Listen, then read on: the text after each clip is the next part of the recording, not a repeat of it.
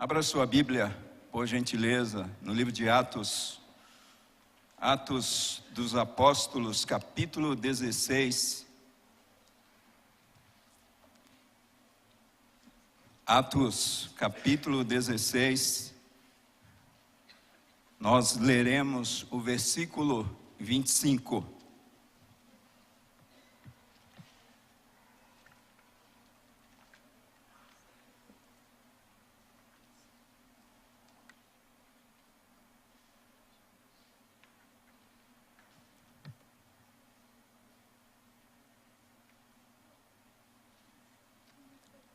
Atos, capítulo 16, versículo 25,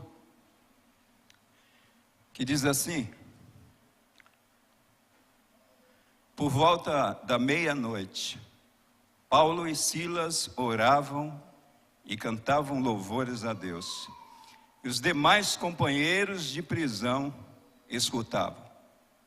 Eu vou repetir esse versículo. Por volta da meia-noite, Paulo e Silas oravam e cantavam louvores a Deus, e os demais companheiros de prisão escutavam. Amém e amém. Amados, eu gostaria de falar nessa noite a respeito do título da nossa reflexão: presos, porém livres. Presos, porém livres. E eu gostaria de orar com vocês, pedindo que Deus nos abençoe nesse momento onde nós estaremos diante da sua palavra. Feche seus olhos, por gentileza. Pai amado, Pai bendito, graças te damos, Senhor, por esse dia onde nós fomos abençoados pelo Senhor com tanta palavra de Deus ao nosso coração. Obrigado por tudo aquilo que nós recebemos na escola bíblica dominical e no SEB. Obrigado porque o Senhor nos ensinou, quem sabe, através de devocionais nesse dia. Obrigado pela pregação da Tua palavra que nós recebemos na manhã desse domingo também, através do pastor Emanuel. E obrigado, Senhor, porque novamente nós estamos diante da Tua palavra. E é com um coração cheio de temor e tremor que nós estamos aqui, Senhor, nessa noite, para ouvir a Tua voz. Eu peço a Ti que, apesar de mim, apesar de nós, usa a minha vida, Senhor, e fala conosco no poder do Teu Espírito Santo. Esse é o nosso desejo, o desejo da Tua igreja, o desejo do coração do Teu servo. E ora-te agradecido por tudo aquilo que o Senhor nos falará nessa noite. E oramos em nome de Jesus. Amém e amém. Presos, porém livres. Presos, porém livres. Amados, quando eu estava lendo esse pequeno texto, esse pequeno versículo que é tão rico para nós, quando nós olhamos todo o contexto no qual ele está inserido, e a palavra que verdadeiramente saltou aos meus olhos, a mensagem que saltou aos meus olhos, estudando esse texto, vendo que ali estava Paulo e Silas, representando a igreja de Cristo, a igreja presa, mas uma igreja na prática, uma igreja livre. E eu fiquei pensando e olhando para nós num contexto contemporâneo de igreja, e especialmente olhando para a nossa nação, para o nosso país. E nós nos orgulhamos tanto de sermos uma igreja livre, uma igreja que não sofre perseguição. Mas quando eu olho para a igreja evangélica brasileira, uma igreja livre, eu vejo que é uma igreja livre, mas é uma igreja que aparentemente e que na prática, uma igreja presa. É um antagonismo a isto que está acontecendo aqui com a vida de Paulo e Silas. São homens que, por causa da pregação do Evangelho, eles foram presos, mas, no entanto, as cadeias de Paulo e Silas, a prisão romana, ela não foi suficiente para deixar esses homens presos. Eu estou falando isso antes do versículo 26, porque você pode olhar para o versículo 26 e dizer, lógico, Deus quebrou as cadeias. E aí você vai entender o que eu estou falando, né, desses dois homens que estavam presos, porém eram homens livres. Você já foi a uma prisão? Você já esteve numa prisão? Eu conheço prisão, né? Na verdade, quando eu tinha cerca de uns 6 anos de idade, meu pai trabalhava na prefeitura de uma cidade do interior da Bahia, e ele, nessa ocasião, ele foi contratado pela prefeitura, porque ele trabalhava numa empreiteira, e aquela prefeitura alugou uma casa para ele. Adivinha onde era a casa? Em cima de uma cadeia pública. Então eu conheço prisão. E conheço não somente por fora, mas eu conheço por dentro. Porque naquela ocasião, a minha família conhecia um fotógrafo da cidade, que se envolveu com drogas, e drogas pesadas naquela época era maconha. E ele foi preso, e ele ficou bastante tempo detido. E ele não tinha família na cidade, e nós o conhecíamos. Então quem ia levar comida na cadeia? Eu e o meu irmão.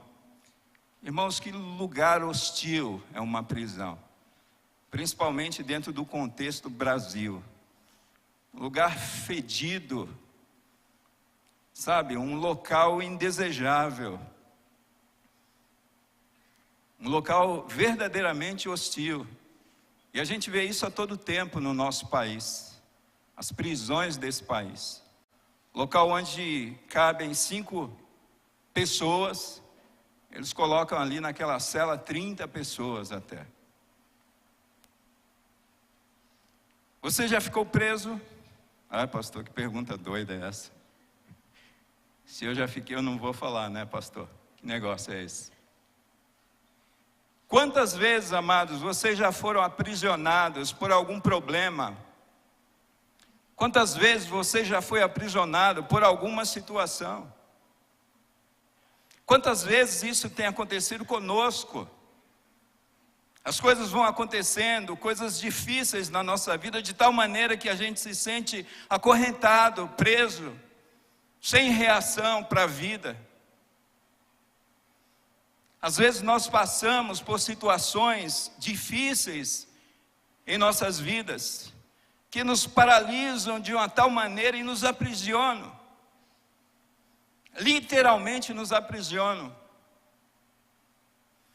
Agora eu fico pensando e me perguntando, nós que experimentamos a liberdade em Cristo Jesus, será que algumas situações que vivemos ou que venhamos a passar, elas têm o poder de aprisionar as nossas vidas?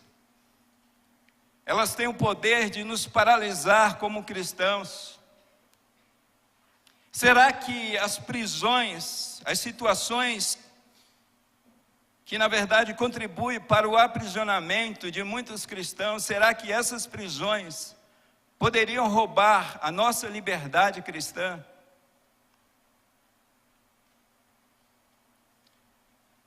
Porque existem muitas pessoas, e quem sabe algumas pessoas neste local, que por conta de algo que lhes acontecera, uma situação difícil, essa pessoa, ela ficou completamente paralisada pelos seus problemas, pelas suas dificuldades.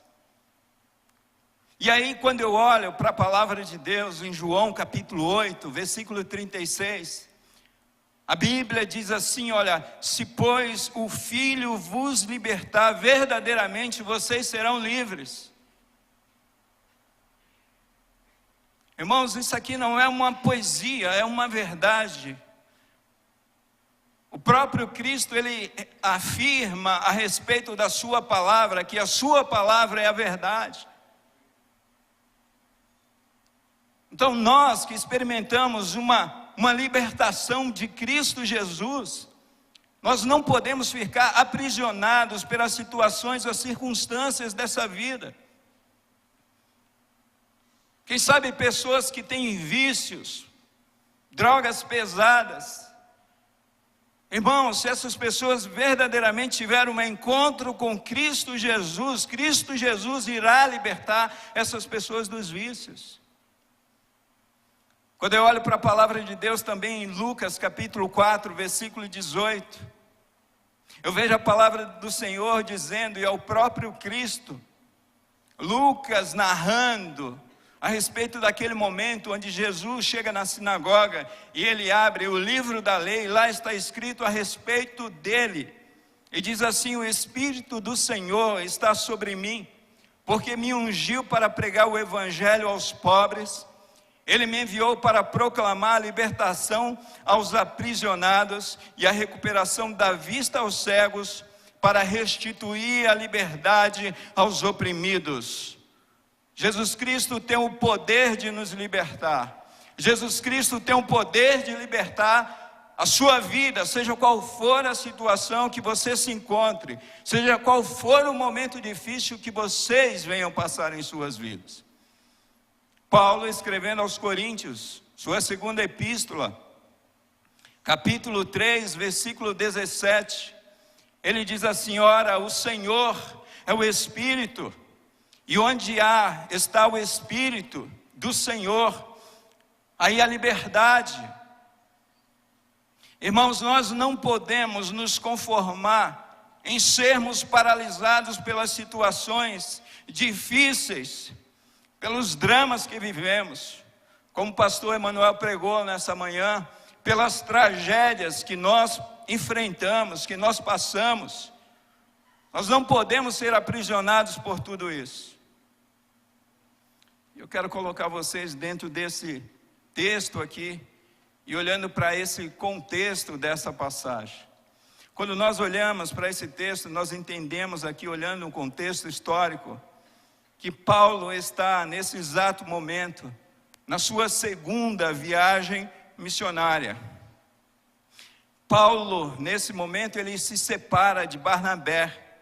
Barnabé que o acompanhou, que na verdade foi praticamente o líder da primeira viagem missionária. Paulo, nesse momento, ele se separa de Barnabé. Vocês podem encontrar isso em Atos capítulo 15, versículo 39. Lucas diz que houve uma grande contenda, porque Barnabé, ele queria levar João Marcos, mas João Marcos havia abandonado a equipe no meio da primeira viagem missionária, e ali há uma grande discussão. Paulo se separa de Barnabé, Barnabé segue com João Marcos para Chipre, eles tomam uma outra direção, e aqui eu aprendo uma grande lição, porque Paulo, nesse ínterim, Paulo, ele pega Silas, ele encontra um novo companheiro de jornada, de missão, ele chega ali em Derbe e Listra e encontra Timóteo, um homem piedoso, e a equipe vai ampliando, e aí eu aprendo uma grande lição: no reino, nenhum de nós, amados, somos insubstituíveis. Deus está no controle da história de salvação da humanidade. E nós podemos ver isso, esse contexto também da primeira viagem missionária de Paulo em Atos capítulo 13, versículo 13. Então Paulo leva agora consigo Silas e Timóteo. E Paulo intenta ir para um local, e o Espírito do Senhor impede que ele vá para aquele local. E ele tem uma visão onde um cidadão macedônio pede ajuda. E Paulo entende que aquela visão é uma orientação de Deus para aquele projeto missionário, para aquela segunda viagem missionária. E a caravana de Paulo então chega à cidade de Filipos, na Macedônia. Em Filipos, Paulo e Silas, eles ficam alguns dias, e nesses dias que eles ficam por ali, eles procuram um lugar próximo ao rio, um lugar que eles julgavam ser um lugar oportuno para um tempo de oração. E ali naquele lugar de oração, Paulo conhece Lídia, uma mulher piedosa, onde Paulo prega o evangelho para aquela mulher. Deus abre o coração daquela mulher para atender às palavras de Paulo. Aquela mulher se converte, a Lídia, e ela é batizada. E nesse tempo Paulo continua naquele recanto, naquele recinto de oração próximo às margens daquele rio. Paulo continua a pregar o evangelho, e ali há uma serva de alguns senhores, uma escrava, que possui um espírito de adivinhação, e que dava muito lucro para aqueles senhores. E todas as vezes que Paulo estava pregando lá o evangelho, essa jovem chegava e falava: estes homens são filhos do Altíssimo e pregam o caminho da salvação. Estes homens são os filhos do Altíssimo e pregam o caminho da salvação. E por vários dias, aquela mulher que tinha aquele espírito incomodou de tal maneira o apóstolo Paulo que ele ficou inquieto com aquilo. E Paulo chega para aquela jovem, e não para ela, mas para o espírito, e diz: em nome de Jesus, saia dela. Aquele espírito de adivinhação, ele se retira, ele é expulso. É um espírito maligno que quer ali distrair aquelas pessoas que estão recebendo o evangelho. E expulso aquele espírito de adivinhação. Aqueles senhores veem o lucro, o seu negócio indo por água abaixo, indo por rio abaixo. Então eles se reúnem, eles conspiram contra Paulo e Silas. E Paulo e Silas, injustamente, eles são açoitados, e o texto bíblico diz que com vários açoites eles foram açoitados, e com varas. E foi uma surra daquela. Além disso, aqueles juízes, eles pedem para colocar Paulo e Silas no interior do cárcere, na parte mais segura. E além disso, eles mandam colocar correntes aos pés de Paulo e Silas. É esse o contexto. Alegando que aqueles homens estavam querendo trazer costumes religiosos que não eram da cultura romana. Na verdade, eles conspiram contra Paulo e Silas não pela religião. Eles conspiram por aquilo que eles tiveram de prejuízo, que foi aquela serva não mais poder trazer lucros para eles. Esse é o contexto. Por essa razão esses homens estão presos, porque estão pregando o evangelho de Cristo Jesus, porque estão pregando uma palavra que liberta, palavra que muda a vida das pessoas. E diante disso, olhando para esse texto, irmãos, eu gostaria de dizer para cada um de vocês que estão aqui nessa noite, que todo cristão genuíno passará por situações, literal ou não, de prisões neste mundo. A palavra de Deus diz que todos aqueles que desejam viver piedosamente haverão de passar por perseguições. Todas as vezes que nós intentarmos obstruir as ações do mal, as ações do inferno, especialmente através da pregação da palavra de Deus, estejam preparados para perseguições, estejam preparados para lutas que haverão de vir sobre a sua vida. Então todo cristão genuíno, todos aqueles que desejam realmente viver para Cristo, entregar suas vidas para Deus, haverão de passar por prisões, e quem sabe até prisão literal. Nós que pregamos contra essa tal de ideologia de gênero, nós estamos sujeitos a sermos processados e presos, e nós temos que estar preparados para isso. Então nesse texto nós podemos ver Paulo e Silas presos, literalmente presos. No entanto, eles eram pessoas livres, pois Cristo os havia libertado. Irmãos, não foi uma religião que libertou Paulo e Silas. Foi o poder de Deus sobre a vida daqueles homens. Eram pessoas que poderiam dizer: nós estamos presos aqui neste local, nós não vamos fazer nada, nós vamos ficar presos e pronto. Se Deus permitiu a nossa prisão, vamos ficar aqui. Mas o que nós vemos é que as atitudes desses homens revelam que nem cadeias, nem os troncos, nem os açoites, nem a imposição de um sofrimento injusto sobre a vida daqueles homens foram capazes de aprisioná-los, foram capazes de pará-los. Então, com a vida de Paulo e Silas, amados, nós aprendemos algumas lições importantes para todos nós. Primeira lição que eu aprendo: Paulo e Silas estavam presos, porém livres dos seus medos.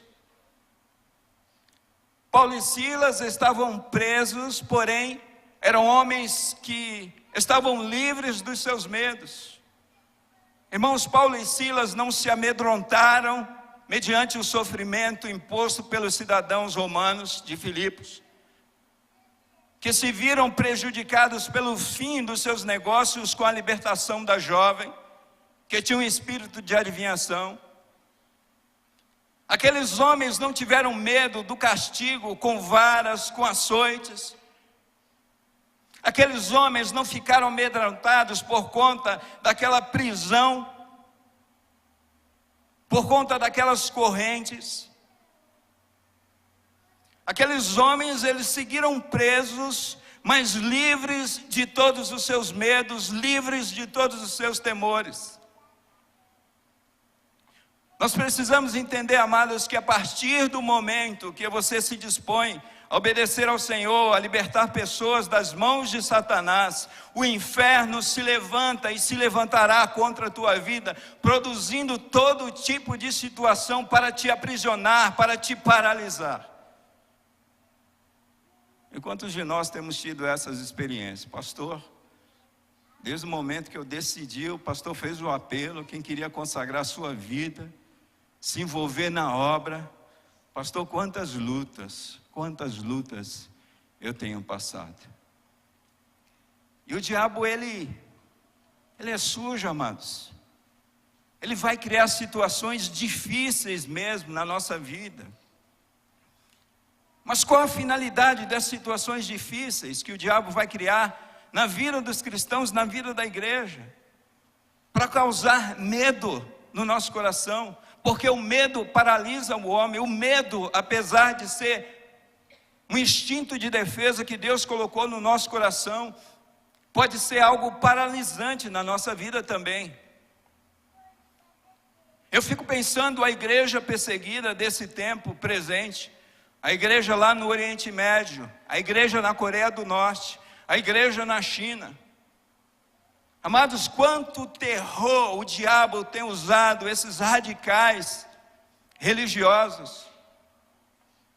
Nos últimos anos, quantas pessoas nós vimos esses homens cortando a cabeça dessas pessoas, expondo nas redes sociais, e principalmente de pessoas que servem a Deus, para impor com terror, para paralisar a vida dos irmãos através do medo. Em Mateus capítulo 10, versículo 28, e não temais os que matam o corpo e não podem matar a alma. Temei antes aquele que pode fazer perecer no inferno tanta alma como o corpo. A palavra de Deus nos orientando que nós não devemos temer aquele que pode matar o corpo. O diabo não tem poder sobre a nossa alma, amados. Queridos, o diabo não tem poder nem sobre o próprio inferno.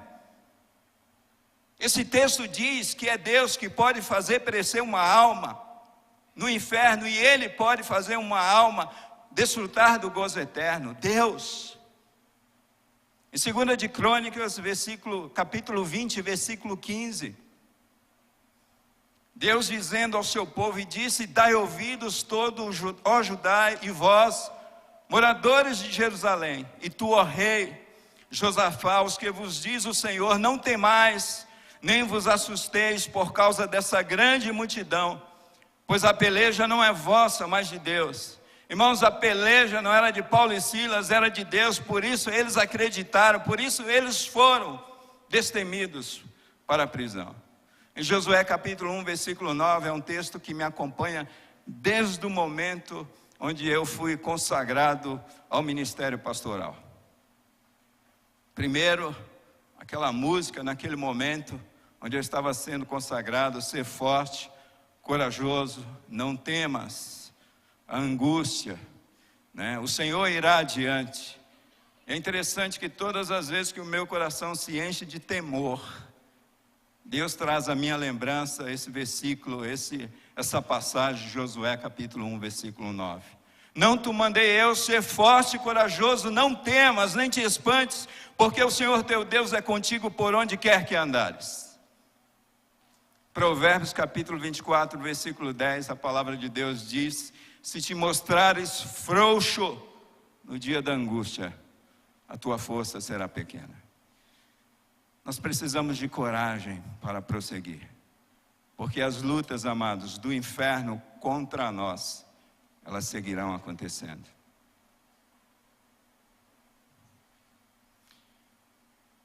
Então eu quero te dizer que você não tem que ter medo de ser abandonado. Você não tem que ter medo do desemprego. Sabe, você não tem que ter medo do seu futuro.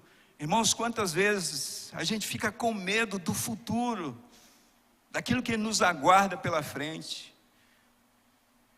Pessoas cristãs diante desse mundo tão tenebroso estão com medo de viver, com medo de sair de casa.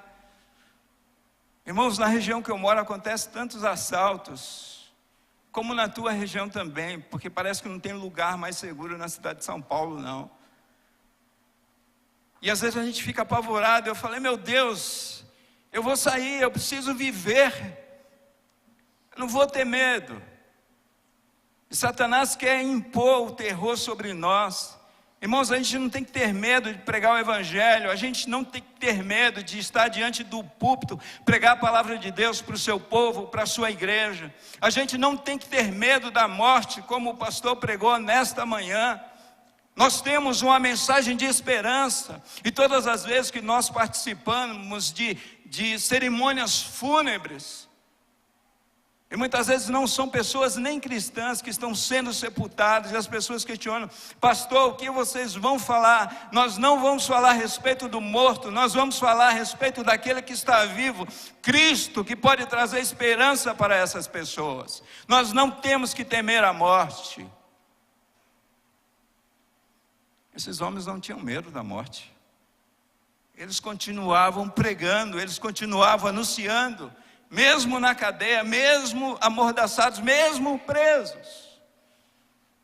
Irmão, Satanás não tem o poder de destruir a vida dos filhos de Deus, mas tem o poder de paralisar a vida dos filhos de Deus. E uma das armas prediletas do diabo para paralisar a vida dos filhos de Deus é criar situações difíceis para suscitar o medo no coração do seu povo. E creia, ele tem feito isso muito e muitas vezes nos dias em que nós estamos vivendo. Primeira lição que eu aprendo com Paulo e Silas: eles estavam presos, porém livres dos seus medos. Segunda lição que eu aprendo com esses homens, irmãos, é que Paulo e Silas estavam presos, porém livres para pregar. Paulo e Silas estavam presos,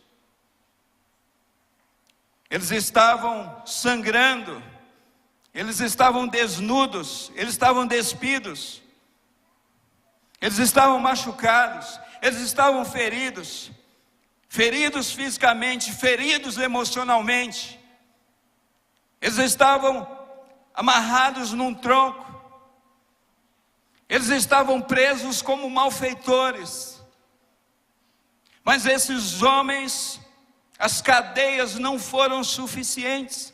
As situações que os cercavam, que os odiavam, as situações não foram suficientes para aprisionar aqueles homens, para impedi-los de pregar o Evangelho.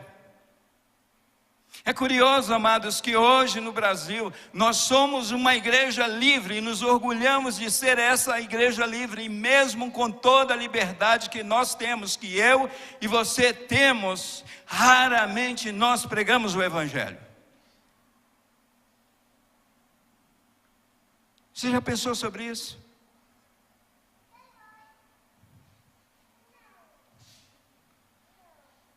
Irmãos, nós delegamos a pregação do Evangelho aos pastores.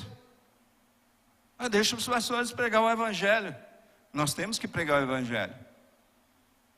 Mas vocês também têm que pregar o Evangelho. É um chamado para todos nós, irmãos. Sabe, nós delegamos a pregação do Evangelho aos evangelistas.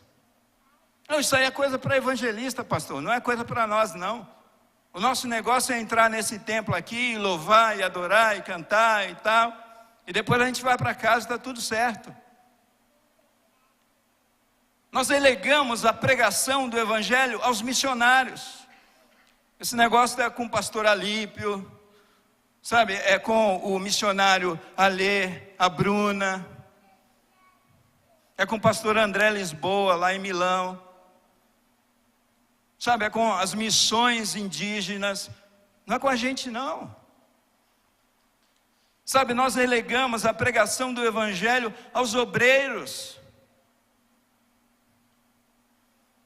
Irmãos, sabe que eu penso que a igreja evangélica brasileira, a igreja verdadeira, ela na verdade deixou de crescer, ela deixou de experimentar aquele crescimento consistente,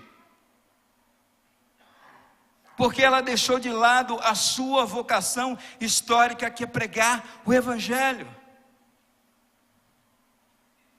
Quantas ideias vieram, né? Quem é cristão de 20 anos para frente, irmãos, parece que o Evangelho é outra coisa.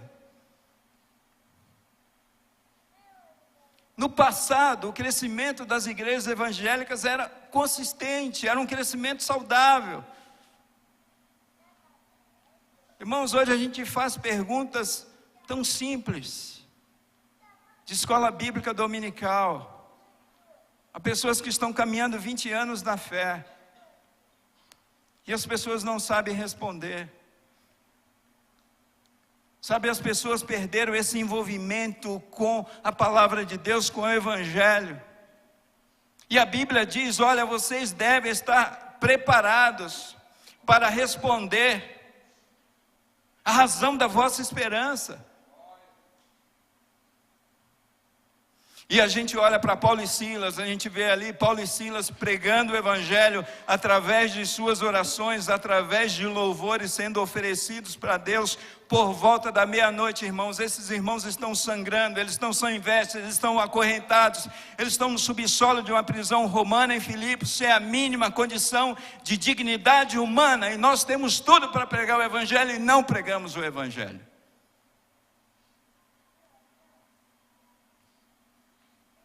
Quando a gente olha para o livro de Atos, capítulo 14, versículo 19 a 22,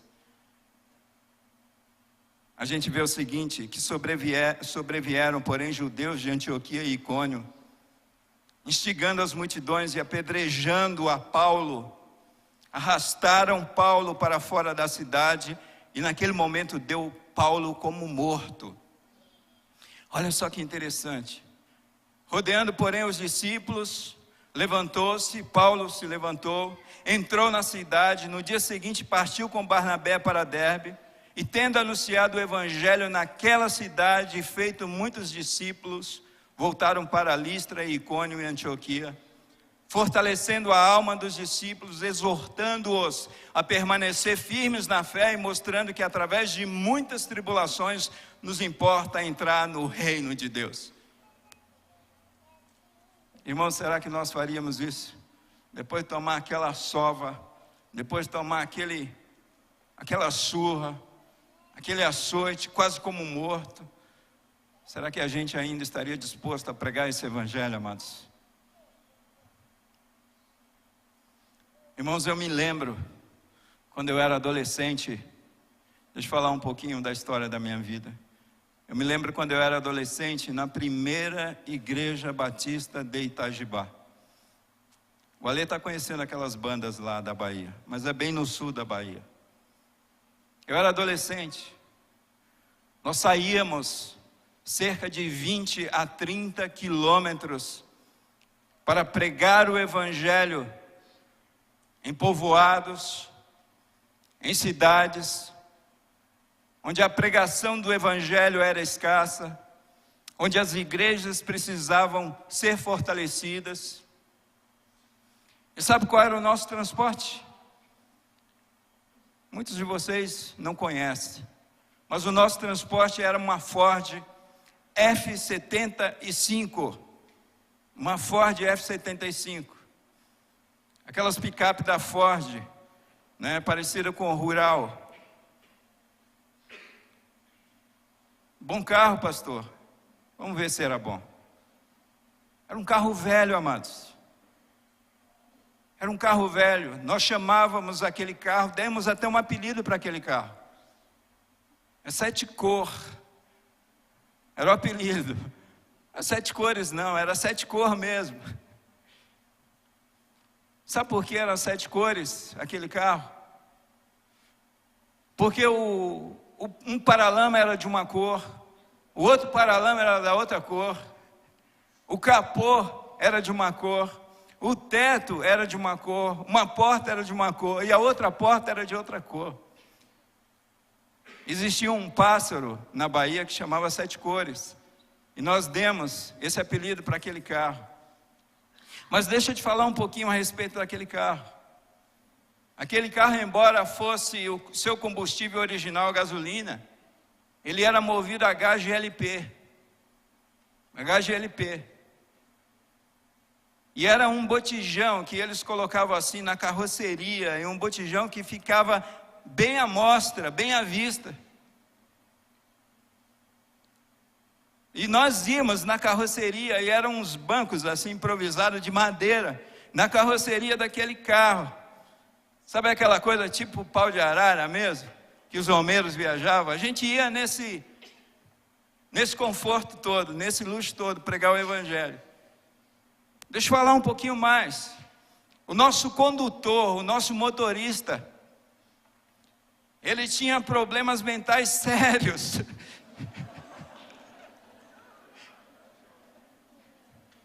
E vira e mexe ele falava assim que ia matar todos os crentes. Eu queria ver se tu ia subir naquele carro. É sério, gente. Eu me lembro do apelido daquele irmão. As estradas, irmãos, não eram estradas pavimentadas, não. Essas rodovias que nós temos aqui em São Paulo, não. Sabe, era estrada de cascalho, cheias de buracos. E cada buraco que passava, os irmãos iam lá para cima, assim, ó, na carroceria, ó. E nós não perdíamos a nota daquela canção.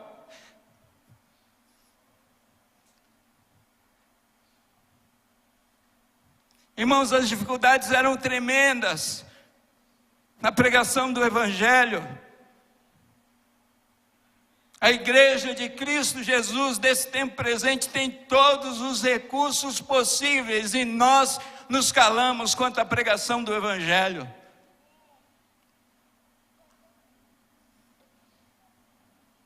Eu não vou não, pastor, pregar não. Está chovendo muito. Eu não vou, pastor, pregar não, está chovendo muito. Parece que crente é de açúcar. Eu não vou pregar não, pastor, está muito frio, olha, está muito quente, está muito calor. E como está quente aqui em cima, viu, irmão? Vocês não sabem o calor que é aqui em cima. Olha, pastor, eu não vou pregar o evangelho não, porque existe muita hostilidade ao evangelho. Eu não vou pregar para a minha família não, porque existe muita zombaria quanto à pregação do evangelho lá dentro da minha casa, lá dentro da minha família. Sabe, pastor, eu não vou pregar não, porque o coração do povo é muito duro, eles não querem ouvir o evangelho. Irmãos, coração mais duro do que o apóstolo Paulo, do que o coração de Saulo, que ele matava os cristãos, em nome de Deus. Ah, pastor, eu não vou pregar não, eu não vou falar não, porque eu estou sem saúde, sabe, eu estou desempregado, eu estou com problemas no casamento e na família, eu não tenho um pique para pregar o evangelho não. Eu não vou pregar não, pastor, porque eu não sou evangelista, eu não tenho o dom de pregação da palavra, eu não tenho chamado, eu sou novo na fé. E nós inventamos um monte de desculpas, amados, e um monte de dificuldades. E aí eu vejo Paulo e Silas presos, porém livres para pregar o evangelho.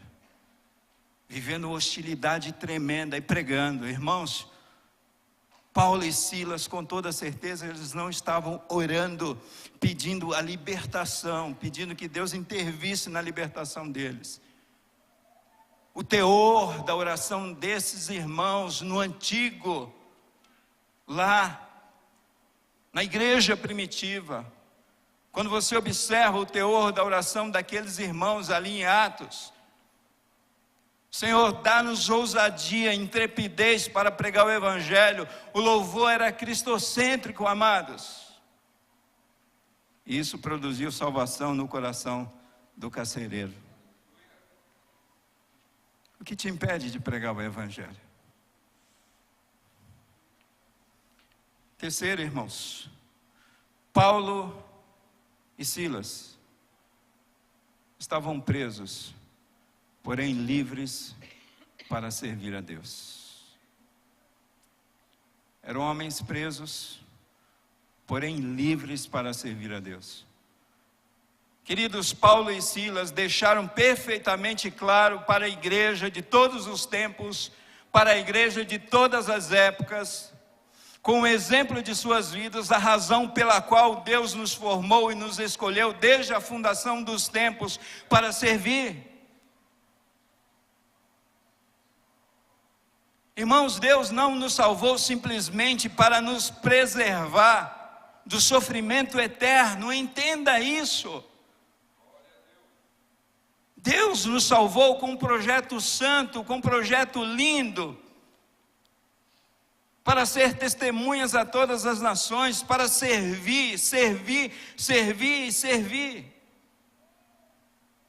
Sabe, queridos, infelizmente a igreja do presente século, ela inverteu a ordem das coisas. A igreja do presente século inverteu a ordem bíblica. E principalmente a igreja evangélica brasileira, na sua maioria esmagadora.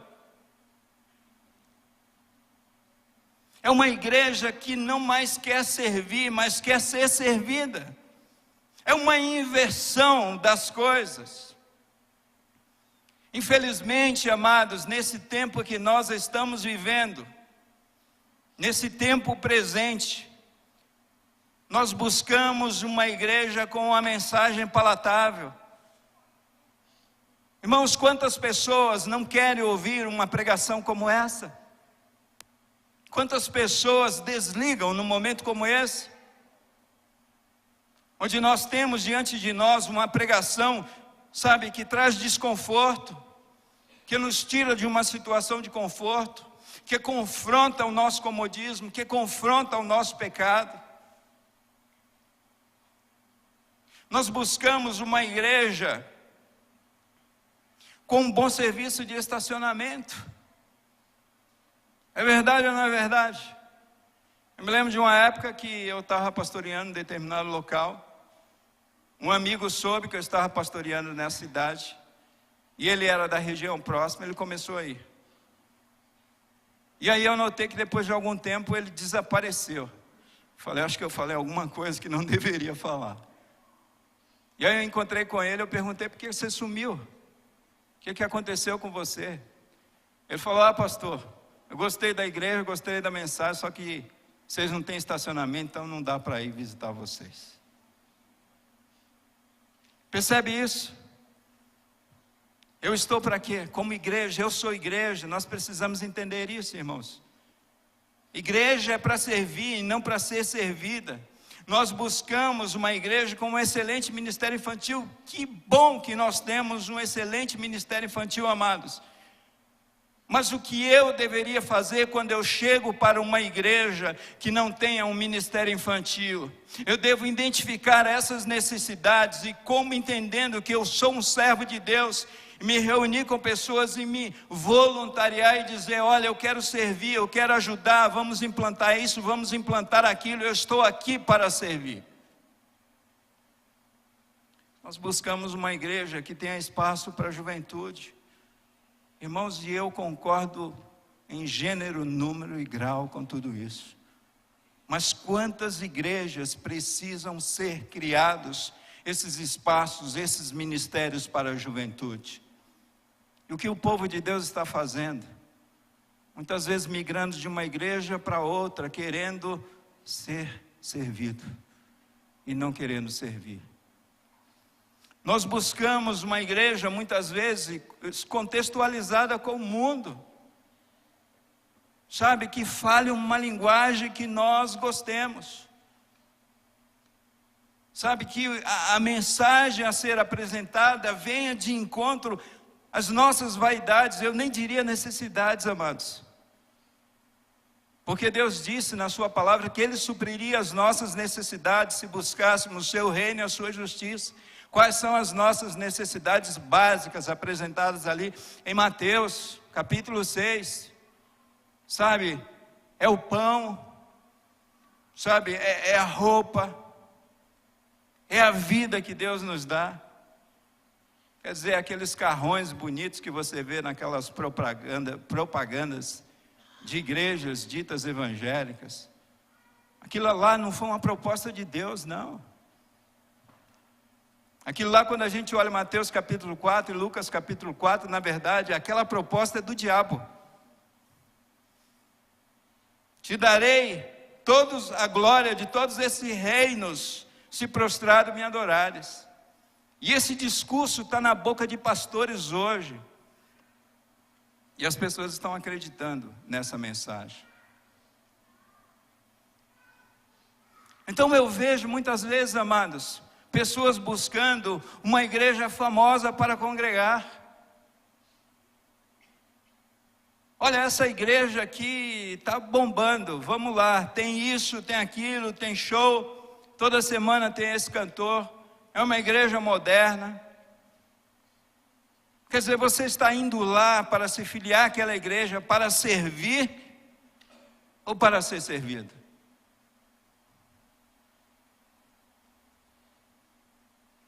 Irmãos, eu convoco nesse tempo a igreja de Cristo Jesus se levantar e dizer para Deus assim como Isaías disse: eis-me aqui, envia-me a mim.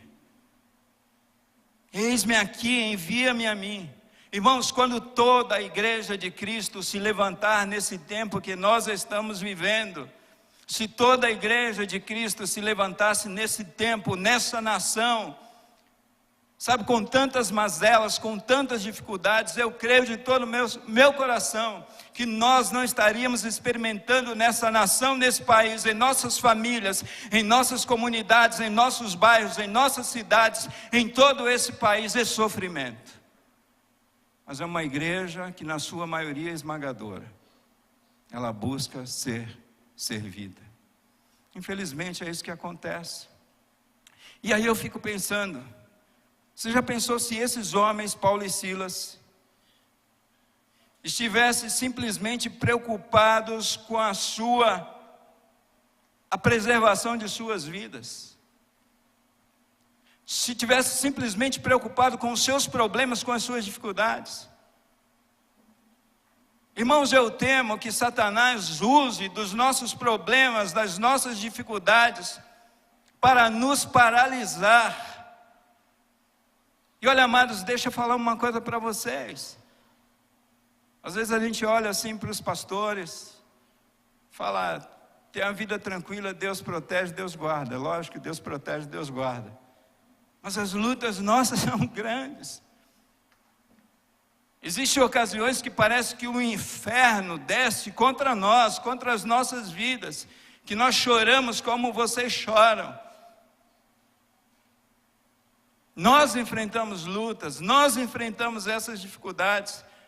Mas olha, amados, se nós ficássemos o tempo todo focados em nossas lutas, em nossas dificuldades, nós jamais serviríamos a Deus.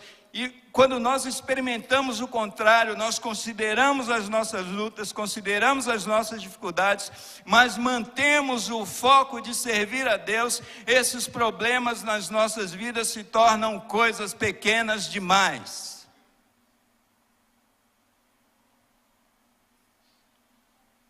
A palavra de Deus diz assim: cada um exerça o dom que recebeu para servir os outros, administrando fielmente a graça de Deus em suas múltiplas formas. Irmão, se tem uma coisa que nós temos falado tão pouco nesse tempo, é a respeito dos dons espirituais. E através dos mesmos que nós podemos servir a Cristo através da sua igreja. Nós podemos servir pessoas. Em Gálatas capítulo 5, versículo 13, a palavra de Deus diz assim: irmãos, vocês foram chamados para a liberdade, mas não usem a liberdade para dar ocasião à vontade da carne. Ao contrário, sirvam uns aos outros mediante o amor.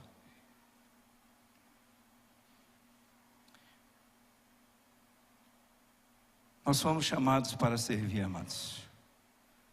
Não importa as circunstâncias que nós estejamos vivendo em nossa vida. Sabe, às vezes a gente diz assim: olha, pastor, eu não sirvo, porque eu sou uma pessoa muito doente. Eu acho que eu não sirvo para mais nada. Sabe, pastor, eu não tenho servido a Deus porque eu sou uma pessoa muito ocupada. Eu sou muito ocupado. Eu estou com muitos problemas. Eu estou com muitas dificuldades. Sabe, eu não sirvo a Deus porque eu não tenho recursos nenhum, por isso que eu não sirvo. Eu não sirvo a Deus porque eu sou tímido. Eu também sou tímido, amados. E eu continuo servindo a Deus. Sabe, com todos os meus temores, com toda a minha timidez. Eu não sirvo a Deus porque eu não tenho talentos. Sabe, pastor, eu não sirvo a Deus porque tem muita gente nessa igreja servindo. E glória a Deus, amados, que nós temos muitas pessoas aqui servindo nesse lugar. Mas a história seria diferente se cada um de nós nos levantássemos, independente das situações, das circunstâncias que estejamos passando, para servir a Deus. Eu não sirvo a Deus porque eu estou cansado demais. Eu não sirvo a Deus por que motivo, amados? Eu convido você a assistir um vídeo comigo, é um vídeo curto, chamado A Janela do Hospital. Vamos lá, pessoal da técnica.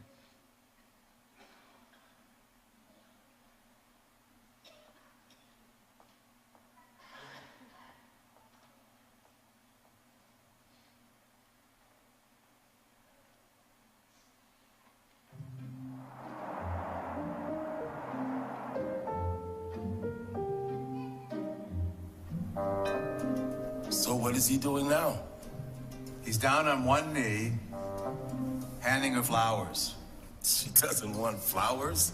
She wants a ring. That's what he's afraid of. But wait a minute. She just threw all the flowers on the ground and stormed off. She wants a ring. He's going after her. Forget it, kid. She's gone.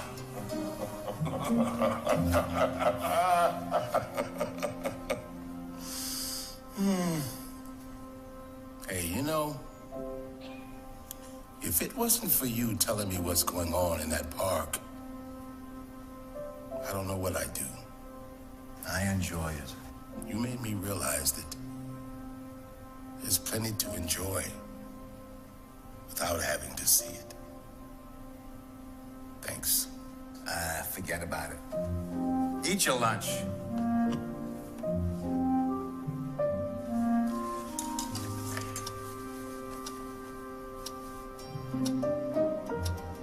Notice who's sitting on the bench, holding the flowers. You're kidding. I kid you not. Well, what's he doing? He's standing up. She's back. She's She's what? She's taking the flowers. And what? And she's giving him a big kiss. Ah! He's back down on one knee again. Uh-oh. But this time, he's got something else. A ring? Yep. You got it. Way to go, kid. Murray, are you ready? Am I ready? Who can ever be ready for something like this? I know, but it is time.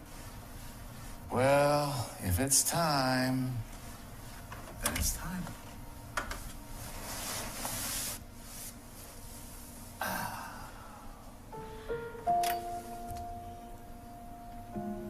Good luck, my friend.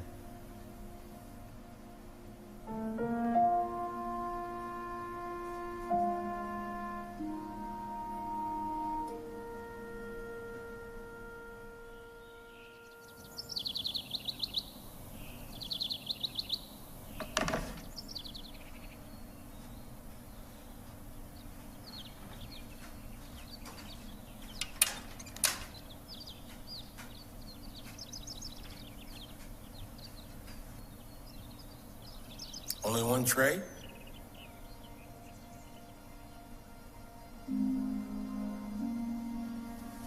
He didn't make it.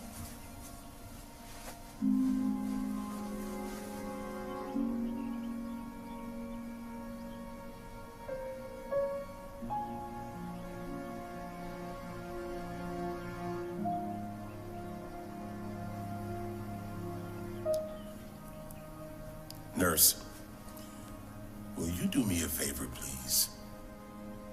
Would you take a look down at that park and tell me what you see?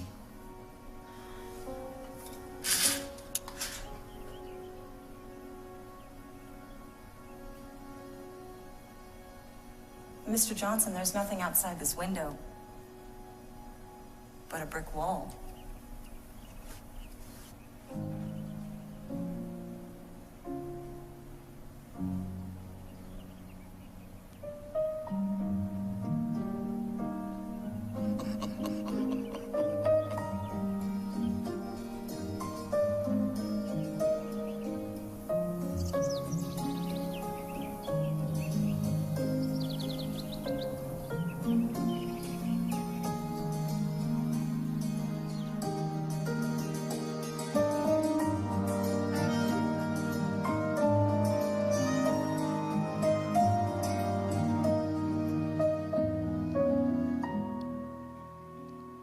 Olha, queridos, será que nós temos olhado para as circunstâncias da vida para servir o nosso próximo, para servir o outro?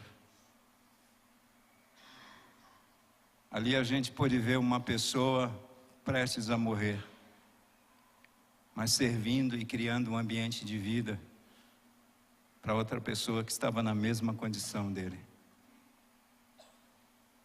Paulo e Silas estavam presos, porém livres para servir.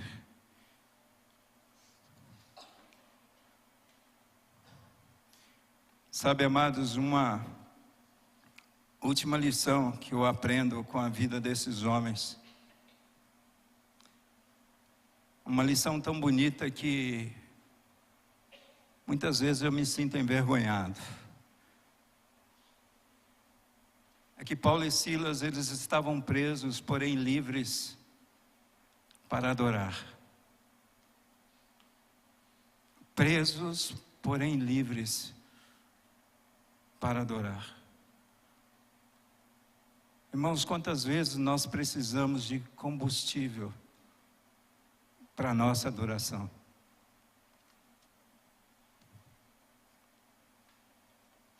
Sabe quantas vezes nós precisamos de motivos para estar num lugar como esse?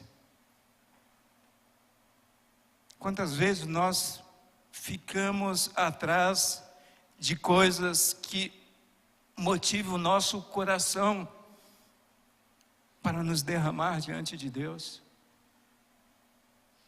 Irmãos, quantas vezes pessoas estão lotando templos porque existe um plus lá criado pelo homem, sabe, para produzir adoração no coração.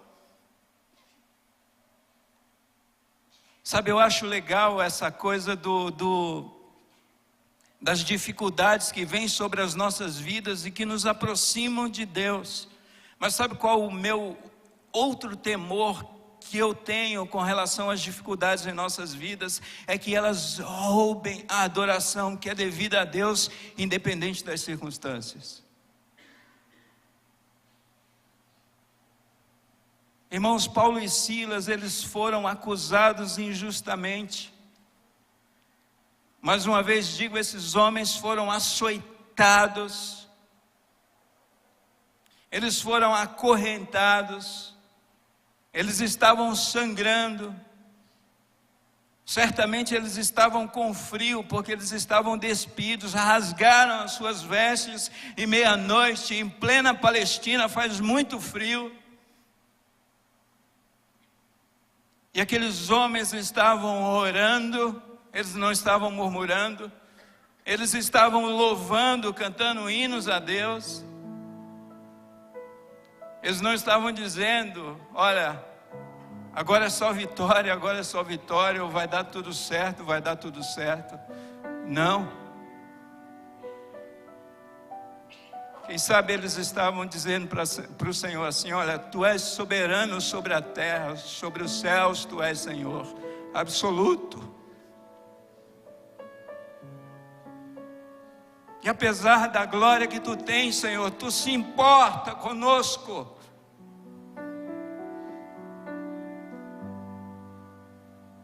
Irmãos, o sofrimento daqueles homens não impediram de louvar e de adorar a Deus. O que é que tem roubado o louvor que é devido a Deus da tua vida? Sabe, será o desemprego? Será a enfermidade? Irmãos, eu me lembro há pouco tempo atrás, o ano passado, eu fui visitar a irmã Nadilda Cipo, que estava em fase terminal de câncer, membro dessa igreja,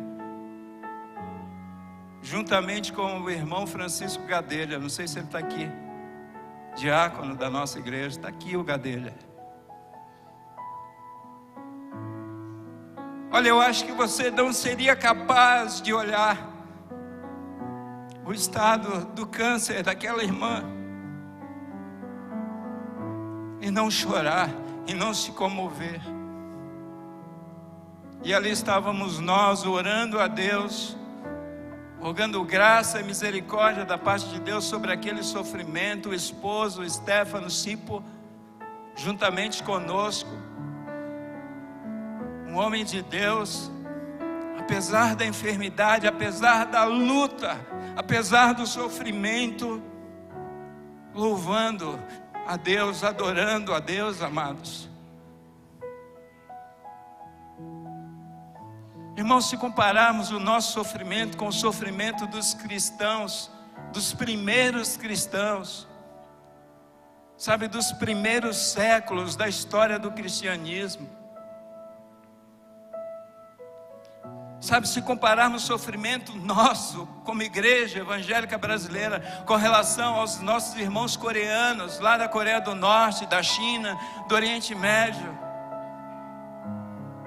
é uma igreja que louva, é uma igreja que adora, é uma igreja que busca a Deus pelas madrugadas.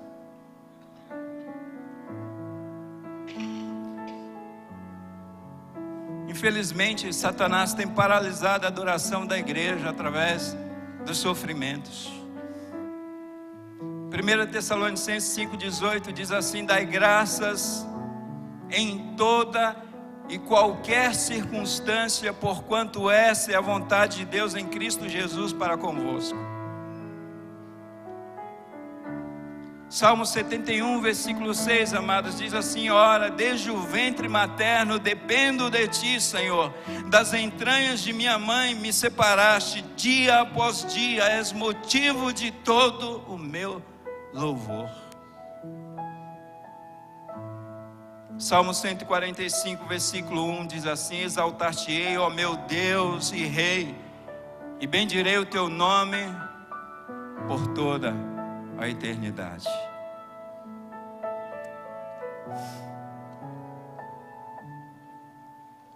Irmãos, eu quero caminhar para o final dessa pregação,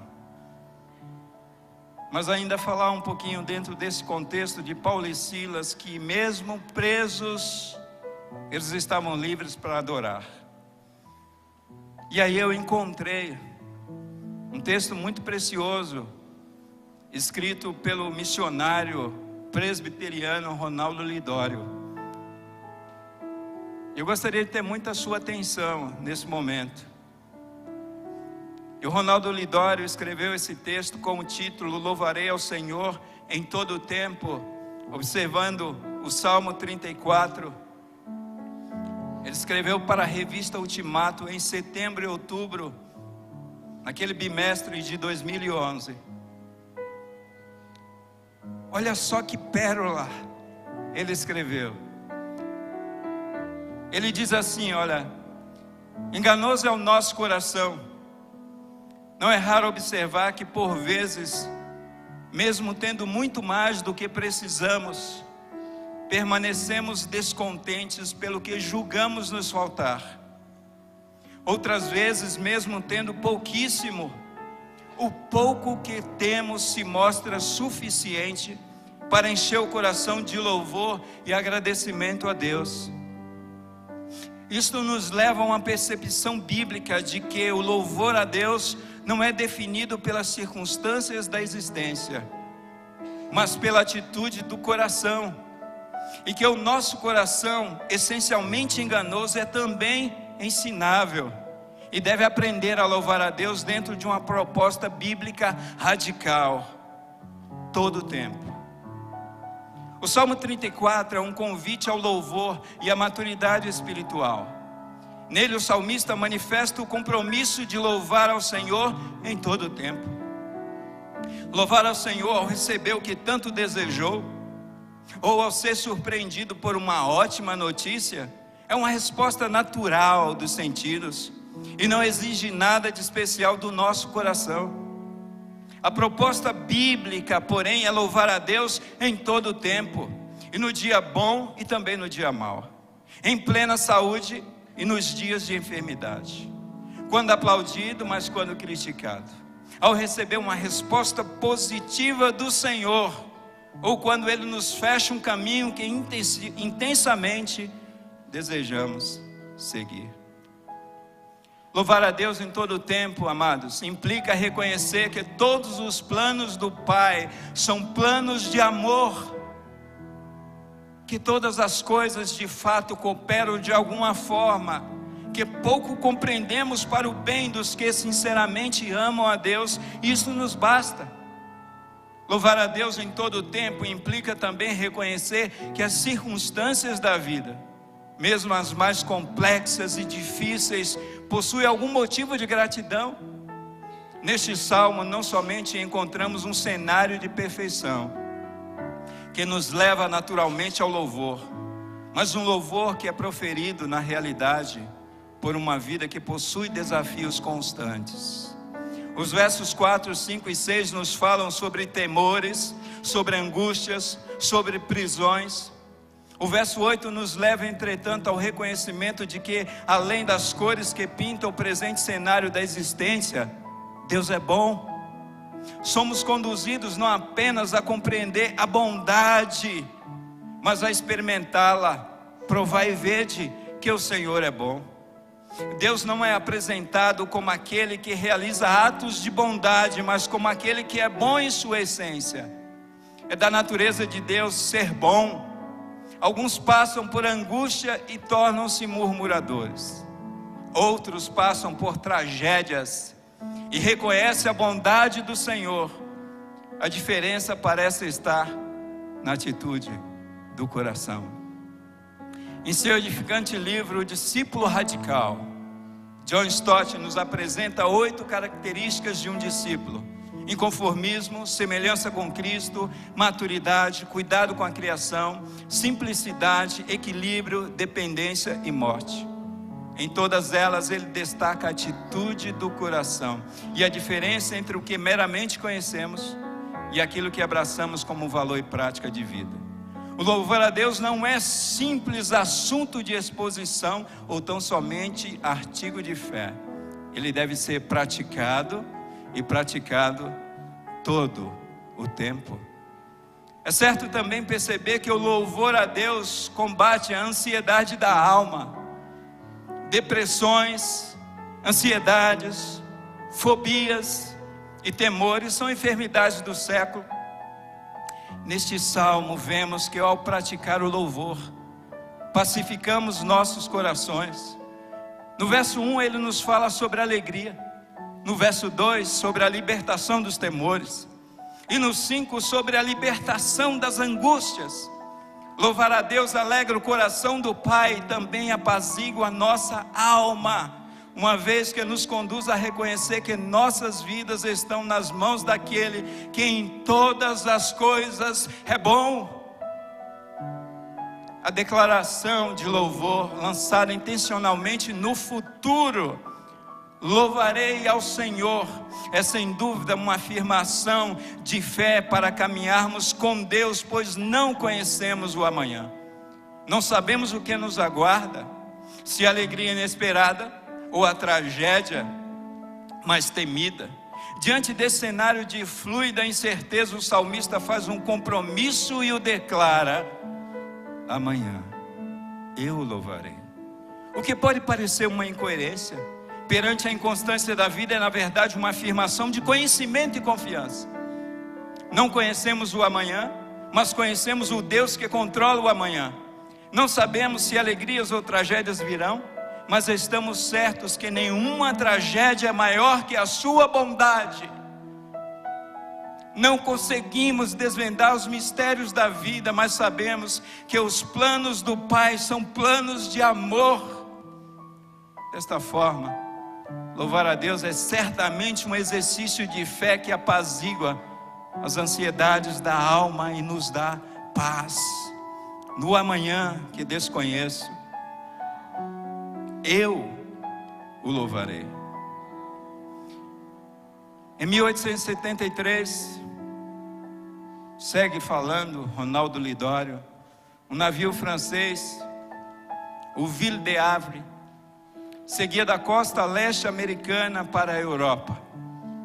Entre os passageiros encontrava-se a senhora Spafford, esposa de um cristão piedoso, jovem, advogado de Chicago, e seus 4 filhos ali estavam. Nesta viagem o navio sofre um acidente e vem a naufragar, morrendo quase todos. Dias de desespero se seguem com a ausência de notícias para as famílias dos desaparecidos em alto mar. Finalmente, o senhor Spafford recebe um telegrama comunicando que sua esposa foi encontrada ainda com vida, mas estava só. A mensagem sobre a perda de seus 4 filhos lhe aflige a alma. Ele chora e lamenta, depois senta-se e escreve a letra de um hino que se tornaria conhecido em todo o mundo. It's well with my soul. Está bem a minha alma. Conhecido por nós como sou feliz com Jesus. Assim ele diz: se paz a mais doce me deres gozar, se dor a mais forte eu sofrer, ó seja o que for, tu me fazes saber que feliz com Jesus sempre sou. O louvor a Deus, queridos, não é definido pelos marcadores da nossa história. mas pela bondade do Senhor que vai além das linhas do horizonte do entendimento da vida. Louvar a Deus é reconhecer que a sua bondade será sempre maior do que qualquer acontecimento que possa se abater sobre os nossos dias. É cantar a sua bondade nos dias de luz e alegria, e não deixar de fazê-lo nos dias de forte neblina e cores escuras. Sua bondade é maior do que a vida. Um dia, em luz plena e eterna, cantaremos a sua bondade em todo o tempo. Não precisaremos de fatos da vida para fazê-lo. A sua presença, a presença de Cristo Jesus, nos bastará. Amém. Aleluia. O que tem paralisado o seu louvor? O que tem paralisado a sua adoração a Deus? Amados, eu preguei recentemente aqui sobre Getsêmani, lugar de sofrimentos e ensinamentos. E eu me lembro que uma das pérolas daquele texto a respeito da vida de Jesus, quanto mais Jesus era esmagado, mais beleza, mais louvor a Deus através da vida de Jesus a gente podia ver. Os sofrimentos, as lutas, será que tem amargado as nossas vidas? Será que tem roubado o nosso louvor? Será que tem nos desestimulado de servir? Será que nos tem desestimulado de amar, de pregar o Evangelho? Será que tem enchido o nosso coração de medo e de temor?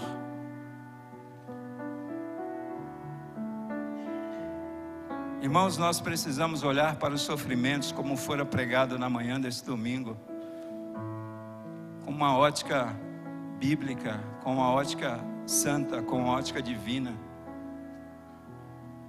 Quando eu olho para esse texto e vejo o sofrimento desses homens, eu vejo que até nos sofrimentos dos filhos de Deus, nós podemos ver vida e esperança. E assim sempre será. Eu não sei quais são as tuas lutas, eu não sei quais são as tuas cadeias, eu não sei quais são as suas prisões nessa noite. Mas de uma coisa eu sei, amados, que é exemplo de Paulo e Silas, que experimentaram a verdadeira libertação através da pessoa bendita de Cristo Jesus. Você nessa noite, você pode experimentar essa libertação, porque Cristo, Ele veio para nos libertar. E aí eu termino com João capítulo 8, versículo 36, que diz assim: se o Filho vos libertar verdadeiramente, vocês serão livres. Queridos, nós precisamos nos levantar em nome de Jesus. Seja o que for que esteja acontecendo com a tua vida, sabe, continue servindo a Deus, continue adorando a Deus, continue buscando o Senhor, sabe, continue apaixonado por Deus. Não olhe para as circunstâncias, olha, tudo isso aqui é passageiro. O apóstolo Paulo chega a afirmar que a nossa leve e momentânea tribulação não podem ser comparadas com a glória que para nós está reservada, amados. É que nós olhamos somente nessa dimensão da vida, como aprendemos na manhã desse domingo novamente. Mas a gente tem que olhar na dimensão da eternidade. E eu quero convidar você a se colocar em pé. Você que tem se sentido assim: olha, eu estou aprisionado, sabe, eu não consigo, eu estou paralisado, pastor. Sabe, sem motivação para buscar a Deus, sem motivação para adorar, sem motivação para ter projetos na minha vida.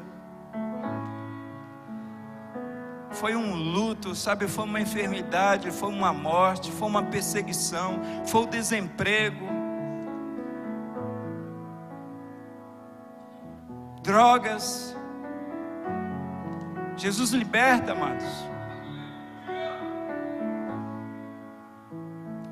Sabe, se você tem tido a oportunidade de pregar, de servir a Deus e não tem feito, o que está te aprisionando? Se levante em nome de Jesus e Ele irá te ajudar. Irmãos, nós precisamos entender o nosso chamado de Deus. Sabe, que não sejam as situações, as circunstâncias da vida nos paralisando, nos tolhendo, nos roubando essa vida bonita.